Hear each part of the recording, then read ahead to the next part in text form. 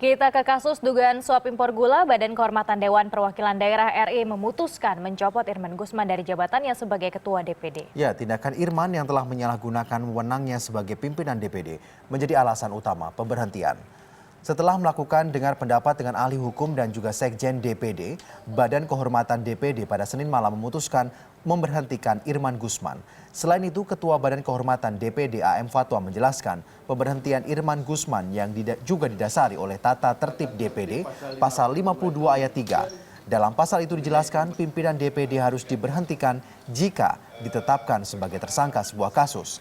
Terkait dengan keanggotaan Irman sebagai anggota DPD, Fatwa mengungkapkan bahwa itu akan diputuskan sesuai dengan putusan pidana dari Irman Gusman. Untuk saat ini, BK DPD hanya membatasi putusan sampai pelanggaran etik.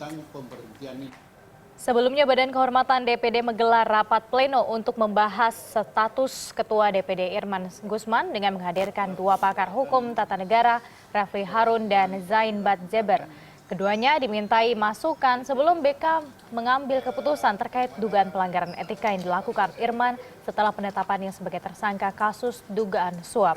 Dalam rapat juga dibahas mengenai perlu atau tidaknya DPD meminta surat dari KPK yang menegaskan status tersangka Irman sebelum BK mengambil keputusan.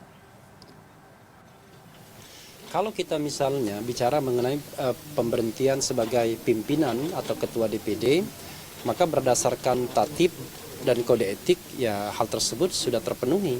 Karena status dinyatakan sebagai tersangka dalam tindak pidana itu menjadi satu alasan untuk memberhentikan ketua.